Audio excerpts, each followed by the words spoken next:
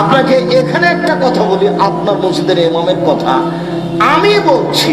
আপনার মসজিদের ইমাম দীর্ঘ 20 বছর থেকে ইমামতি করছে, জীবনে কোনোদিন মুক্তাদির দিকে দাঁড়িয়ে এ কথা বলেননি, কাতার সোজা করুন, প্রাচীরের মতো হয়ে দাঁড়ান, ফাঁকা বন্ধ করুন।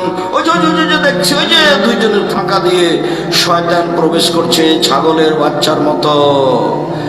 প্রাচীরের মতো হয়ে দাঁড়ান, ফাঁকা বন্ধ করুন।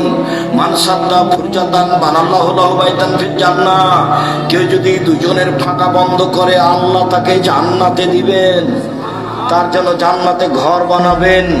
এইভাবে মুখামুখি কোনো দিন বলে না আপনার ইমাম।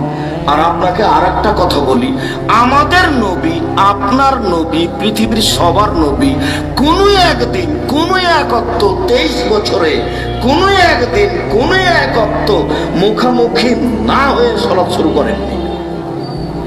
আর আপনার ইমাম একামত চলছে, ওইদিকে মুখ করে আছে, 22,000 একটা পাগড়ি বাঁধছে, যেমনই শেষ হয়েছে তেমনই বলছে আল্লাহু আকবার। জীবনে কোনোদিন আল্লাহর নবী কোনো একদিন 23 বছর জীবনে মুখামুখি না হয়ে প্রাচীরের মতো দাঁড়াও এই কথা না বলে, ফাঁকা বন্ধ করো এই কথা না বলে কোনোদিন সালাত শুরু করেননি। আমার ভাষা কি বুঝতে পারছেন?